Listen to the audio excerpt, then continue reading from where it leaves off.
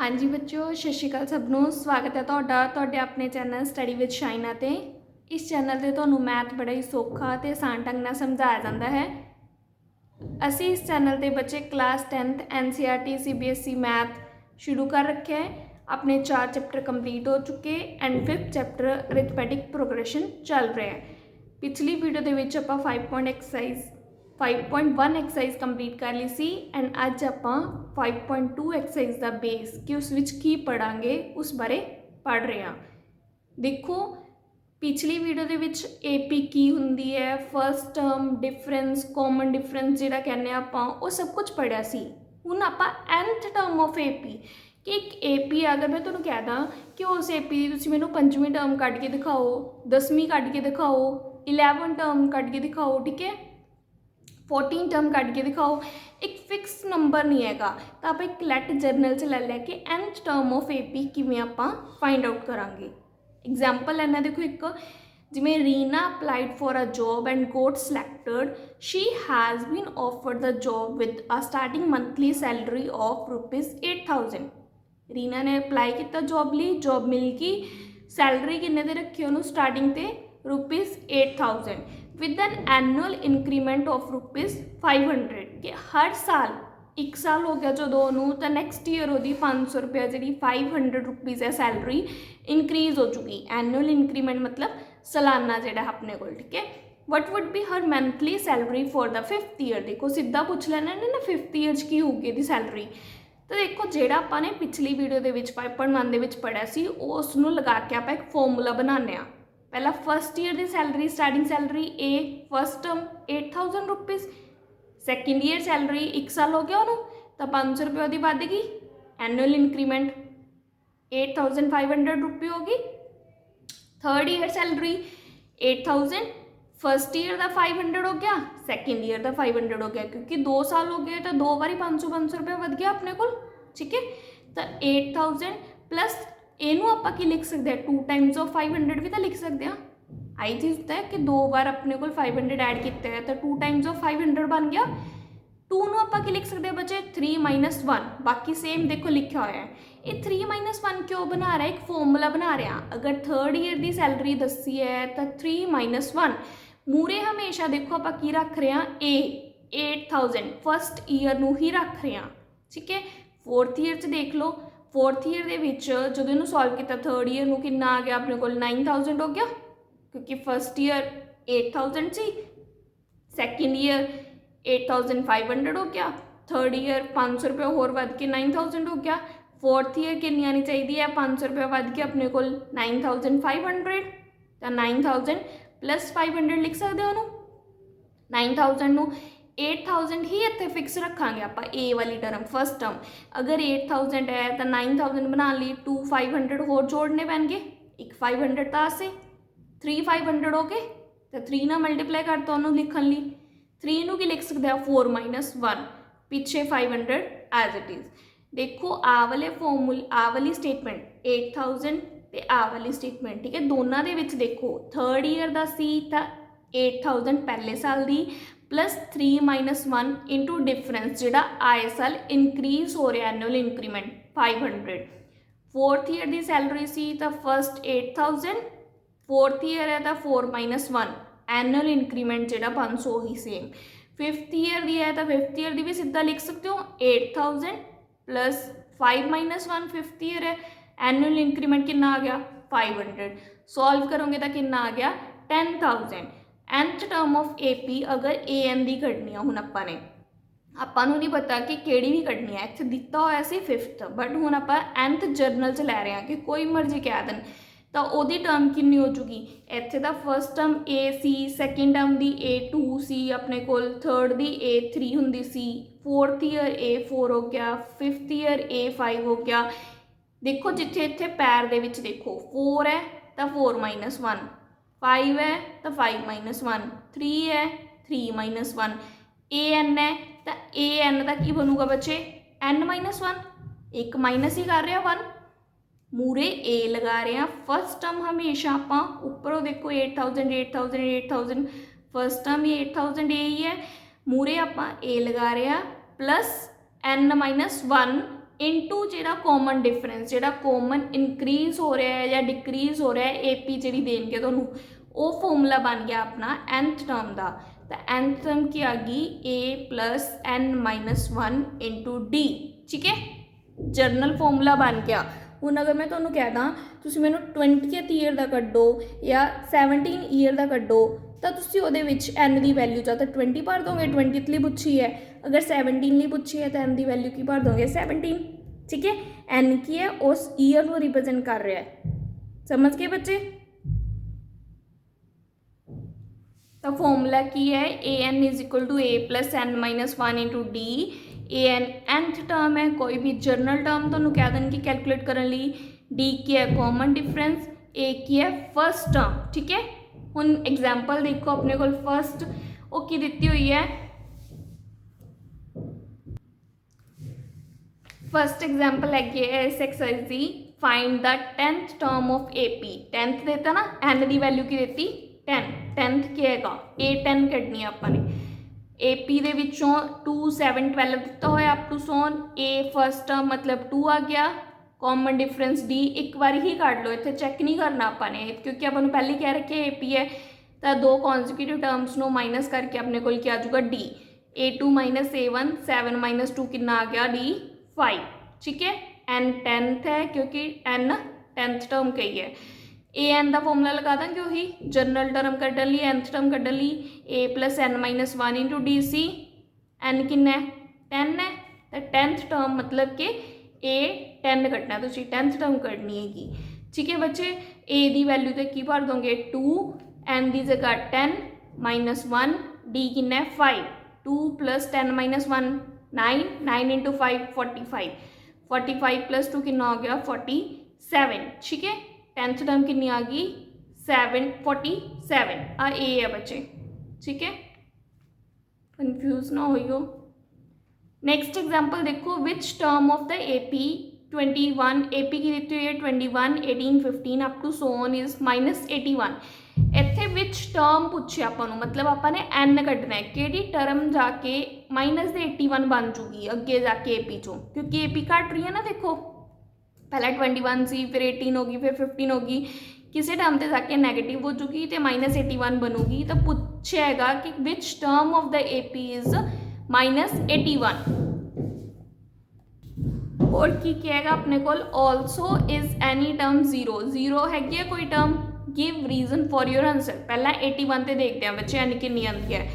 ए देखो first term AP ਦੇ ਵਿੱਚੋਂ 21 आ गया, D कितना आ गया, तो कॉन्सिक्यूटिव टर्म्स ਨੂੰ माइनस करके 18 - 21 - 3 घट रहा सी ना AP। देखो an कितनी कही अपन -81, n फाइंड आउट करना है कि कितनी टर्म है ये -81 जी। तो वही फॉर्मूला लगावांगे an = A + n-1 into D। Value put कर देंगे -81, 21, n पता नहीं, D -3, माइनस का 21 हो चुका इधर आके लैफ्ट साइड से, तो -81 -21 माइनस माइनस प्लस 102 हो गए, साइन माइनस का रहा, -3 उधर मल्टीप्लाई है, इधर आके की हो जाएगा बच्चे डिवाइड च, माइनस ना माइनस कैंसल आउट होके 3 के टेबल से 102 किन्ने ते आंदा है 34 ते, n-1 है 34, n की वैल्यू कैलकुलेट करनी है, -1 उधर आके की हो जाएगा +35 आ गया। ये तो किस लिए सी -81 ली, हुण किस लिए है 0 ली, तो an नूं हुण की लवांगे आपां 0। 35th टर्म तो -81 है, 0 टर्म दसदे हैं किहड़ी है कि an 0 ले लिया, n फिर कैलकुलेट करना पऊगा, 0 पुट किया 21 + n-1 इंटू -3, वही चीज़ चक्की हुई है बच्चे, बस an चेंज करता 0 ली, -21 हो गया, 21 इधर पॉजिटिव सी उधर जाके माइनस हो गया, n-1 -3 डिवाइड्स आ गया, कट करके 7 आ गया, n की वैल्यू कितनी आ जाएगी -1 उधर है कि प्लस करके 8th टर्म जी है बच्चे की है अपने को 0, 35th टर्म की आ गई -81। समझ गए बच्चे। नेक्स्ट क्वेश्चन देखो, determine the AP whose third term is 5 and 7 term is 9। A3 third term 3 है तो 3 - 1 इंटू D लिखांगे, A + 3 - 1, n की जगह क्या आ गया 3, तो 3 - 1 कितना होता है 2, A + 2D, वैल्यू की नीति हुई है 5, ए 7 टर्म 7 मतलब 7 माइनस 1 ए प्लस 6d ਉਹਦੀ वैल्यू कितनी दिती है बच्चे 9। दो इक्वेशन बन गया, सॉल्व करनी आती है, एलिमिनेशन मैथड लगा लांगे। देखो ए सेम है अपने को, सेम साइन है तो आप की करांगे सबट्रैक्ट, अगर ओपोजिट होंगे तो ऐड कर दे, सबट्रैक्ट करके कितना आ गया 6 माइनस 2, इधर भी सबट्रैक्ट कर देंगे 9 माइनस 5। सैकेंड इक्वेशन के विचों फर्स्ट इक्वेशन को सबट्रैक्ट करता बच्चे 6d minus 2d 9 minus 5, 4d is equal to 4 आ गया, d की वैल्यू कितनी आ गई 1, क्योंकि 4 डिवाइड बाय 4 1 हो गया।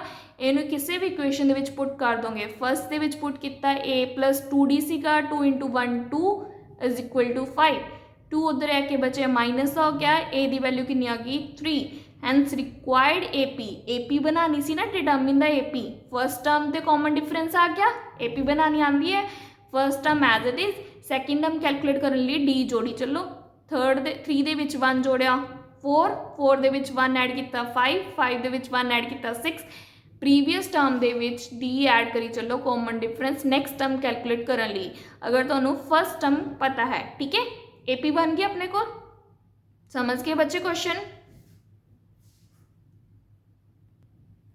नैक्सट देखो, check whether 301 is a term of the list of numbers.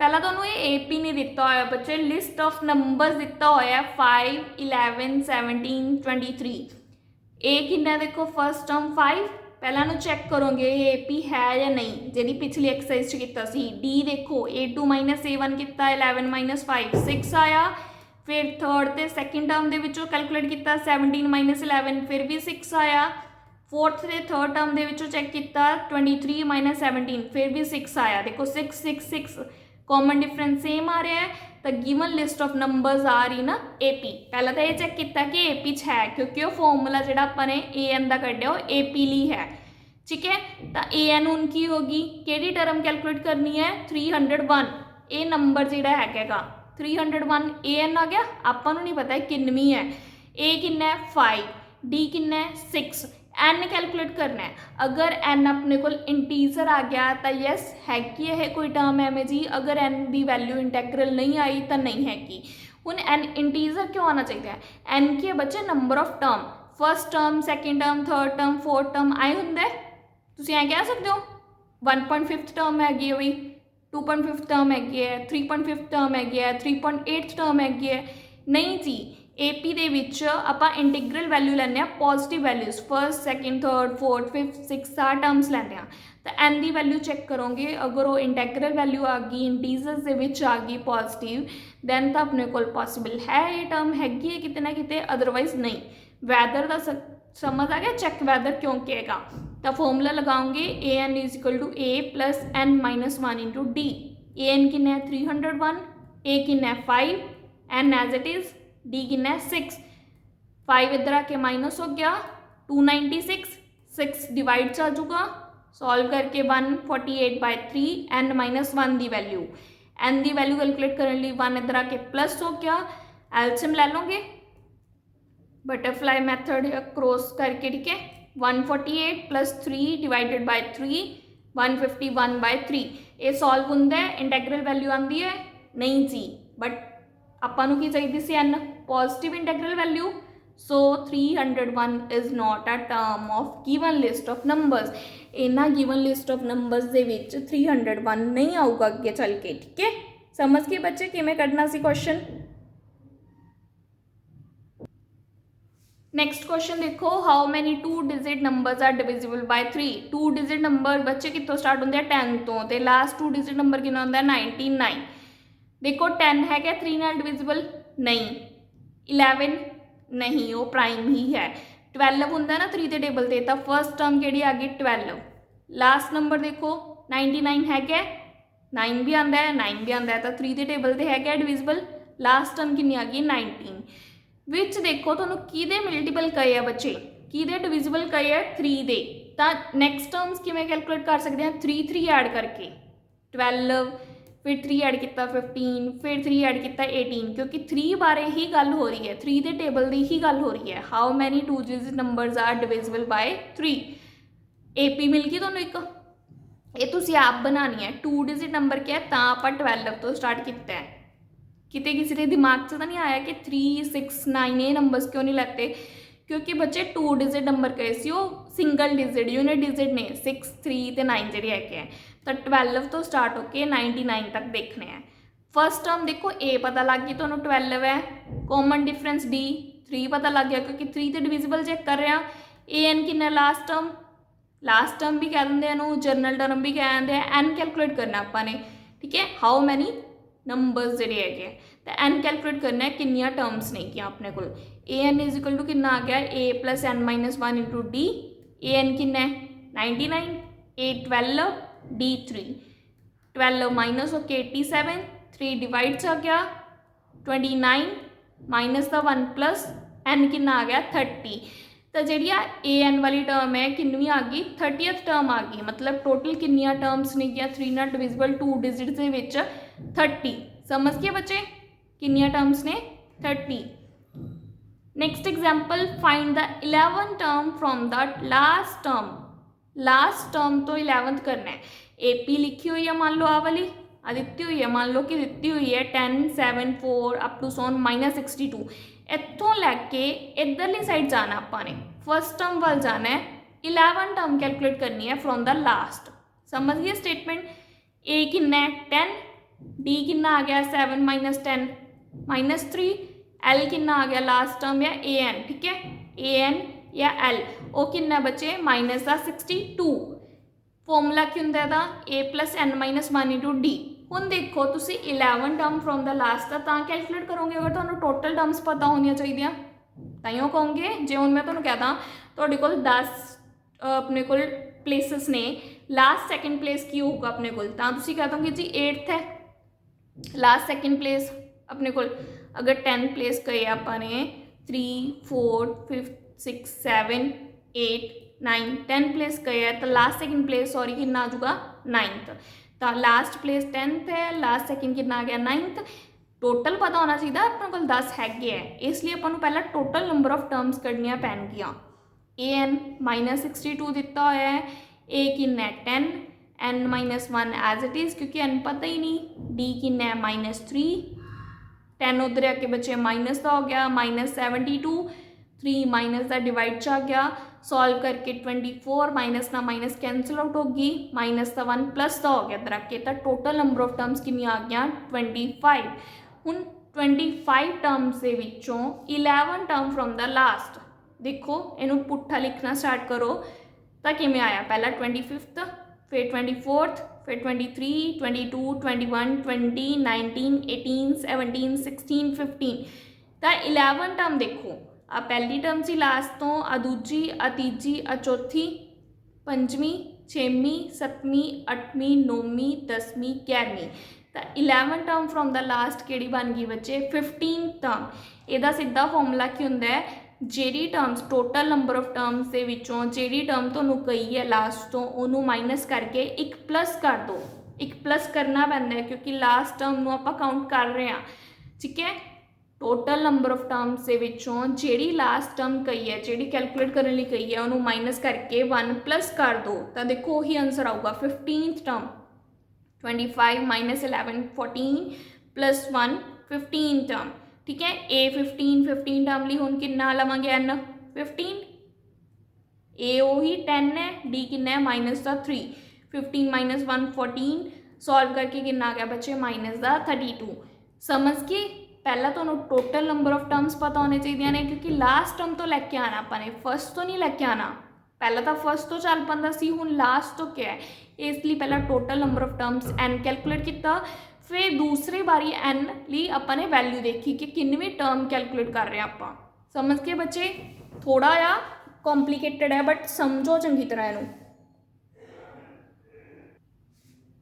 बच्चे अगर तुहानू वो मैथड औखा लग्या तो अल्टरनेट सोल्यूशन होर भी है, तुसी जिहड़ी ए पी दित्ती हुई है तुहानू 10, 7, 4 अप टू सोन -62 इहदा रिवर्स च लिख लो। लास्ट तो कड्ढण नू क्या ना अपन टर्म तो आप लास्ट तो उन्होंने पहली बना लाँगे, लास्ट टर्म नू की बना लिया फर्स्ट टर्म बना लिया रिवर्स दे विच लिख लिया, मतलब कि -62 अप टू सोन 4, 7, 10 आ चीज़ आ गई ना अपने को। लास्ट टर्म केड़ी बन गई अपने को फर्स्ट टर्म बन गई, ए कितना आ गया -62। डी दो कॉन्जिक्यूटिव टर्म्स का डिफरेंस, कोई भी कॉन्जिक्यूटिव टर्म 7 ते 4 का भी तो लै सकते हैं। 7 - 4 कितना आ गया 3। डी कितना आ गया 3। तो जो रिवर्स करोगे AP नू डी का साइन चेंज हो चुका, पहला -3 आ रहा सी, हुण कितना आ गया +3। ये याद रखो, ठीक है। नहीं याद तो कॉन्जिक्यूटिव टर्म्स नू लैके डी कैलकुलेट करने हैं तो वो लैके कैलकुलेट करके देख लो। 7 - 4 3, इत्थे 4 - 7 आना सी। सक्सैसिव टर्म दे विचों प्रोसीडिंग टर्म माइनस करनी है, ठीक है। तां करके अपने कोल हुण आपां ने 11 टर्म कैलकुलेट करनी सी। 11 टर्म कैलकुलेट कर लो, लास्ट तो करनी सी, लास्ट वाली ने पहले बना ली ना आपां ने, तो सीधा एन की वैल्यू 11 पुट हो चुकी। इत्थे total number of terms calculate करने की लोड़ नहीं हैगी। ए की वैल्यू कितनी आ गई -62 एंड 11 - 1 10 हो गया। डी कितना है 3 -62 10 × 3 30, सॉल्व करके कितना आ गया -32। समझ के इत्थे डी का ध्यान रखो, बस D same as it is -3 नहीं लेना, साइन चेंज करोगे उत्थे, बस इत्थे यही गलती करोगे, बाकी सारा सही करोगे। ठीक है बच्चे, समझ आ गए दो ही मैथड। नेक्स्ट क्वेश्चन देखो, example a sum of ₹1000 is invested at 8% simple interest per year, calculate the interest at the end of each year, do these interest form an AP। पहला इतने तक देखते हैं बच्चे, सिंपल इंटरेस्ट का calculate करने का फॉर्मूला क्या होंगे, प्रिंसीपल अमाउंट जो आप प्रिंसीपल अमाउंट भरिया, मतलब कि ₹1000 आपने बैंक के जमा करवाया है, इंटू आर रेट किन्ने ते करवाया आपने, इंटू टाइम किन्ने टाइम लिए करवाया है, डिवाइड बाय 100, क्योंकि रेट का परसेंट होंगे ना वह 100 आ गया है। समझ गए बच्चे। तो फर्स्ट ईयरली टी की वैल्यू 1 हो चुकी, पी कितना अमाउंट भरिया 1000, आर किन्ने ते है 8% ते 8/100, तो सॉल्व करके कितना आ गया ₹80। सैकेंड ईयर के एंड ते किन्ने साल हो गए 2 साल हो गए, तो टी की वैल्यू 2 होगी, उत्थे कितना आ गया 160। सॉल्व करके सिंपली है कैलकुलेशन, तो 0 नाल 0 कट करके 8 2 16 × 10 160 आ गया। थर्ड ईयरली टी की वैल्यू 3 आ गई, उत्थे सॉल्व करके कितना आ गया 240। हुण देखो 80 160 240 डिफरेंस देखो सब दे विच सेम आ रहा है, 80 80 का डिफरेंस ही आ रहा है, तो it is an AP। Common difference कितना आ गया 80, ए कितना आ गया फर्स्ट टर्म 80 होगी। हुण कैलकुलेट की करना है, इफ सो अगर हैगी AP, find the interest at the end of 30 years making the use of this fact. 30 year के एंड पे, मतलब एन तो किन्नी देती है 30, AN कैलकुलेट करना है कि किन्ने रुपये इंटरेस्ट उन्होंने मिल गए 30 ईयर के एंड पे, ठीक है। AN का फॉर्मूला की है A + n - 1 × D, A कितना है 80 n 30 -1, D कितना आ गया 80, सॉल्व करके कितना आ गया बच्चे 2400 रुपीज़ उन्होंने 30 साल 30 ईयर्स के विच उन्होंने बने हैं, ठीक है। इंटरेस्ट के किन्ने अमाउंट नू अपने बैंक के विच जमा करके 1000 रुपीज़ नू, ठीक है। समझ के लास्ट एग्जाम्पल देखो, in a flower bed there are 23 rows, इन रोज जेडे प्लांट्स ने इन द फर्स्ट रो, पहली लाइन दे विच 23 रोज प्लांट्स ने फ्लावर बेड दे विच, सैकेंड रो दे विच 21 ने, थर्ड रो दे विच 19 ने, एंड सो ऑन घट रहे हैं बच्चे। लास्ट रो दे विच किन्ने हैं, there are 5 rose plants in the last row, how many rose and find करना है are there in the flower bed, ठीक है। पहला लिख लिया 23 21 19, लास्ट कितना है 5। AP बना रही है, पहले ही पता लग रहा है क्योंकि 2 2 का डिफरेंस कट रहा है अपने को। A किन्ने का फर्स्ट टर्म 23, D किन्ना आ गया 21 - 23, successive term minus proceeding term consecutive दे विच, D किन्ना आ गया -2। वैसे भी पता लग रहा है कि घट रहा है, ठीक है। नैगेटिव दे विच है डिफरेंस -2, लास्ट टर्म AN की नीति हुई है 5, एन कैलकुलेट करना है नंबर ऑफ रोज नू, तो फॉर्मूला की है A + n - 1 × D, वैल्यू पर कर दोगे n = AN की वैल्यू 5 है, A 23 है, n कैलकुलेट करना है, D कितना आ गया -2। 23 फर्स्ट पहला उधर आके माइनस हो गया, 5 चो 23 माइनस कितने या 23 चो 5 माइनस करोगे, ठीक है। 18 आ गया, बड़े वाला की है नेगेटिव, तो नेगेटिव का आया, -2 इधर आके डिवाइड हो गया, माइनस ना माइनस कैंसल आउट, 2 9 18, n - 1 की वैल्यू 9, -1 उधर आके प्लस हो गया, 9 + 1 10, किन्निया नंबर ऑफ रोज ने क्या इन द फ्लावर बेड 10 समझ के बच्चे नंबर ऑफ टर्म्स कैलकुलेट करनिया ने या लास्ट टर्म कोई जनरल टर्म कैलकुलेट करनी है इको ही फॉर्मूला यूज होंदा है AN is equal to A+N-1 into D ठीक है। एग्जाम्पल्स आप कर चुके नैक्सट वीडियो के विच हुण एक्सरसाइज 5.2 नूं करांगे। होप सो तुहानूं अज दी वीडियो वधिया लगी होवेगी। अगर वधिया लगी तो लाइक सबसक्राइब शेयर करना ना भूलियो। वध तो वध लाइक सबसक्राइब एंड शेयर करियो। अगर किसी क्वेश्चन के विच कोई डाउट रह गया बच्चे या तुसीं आपकी कोई फीडबैक देनी हैगी तो तुसीं कमेंट करके दे सकते हो। Thank you.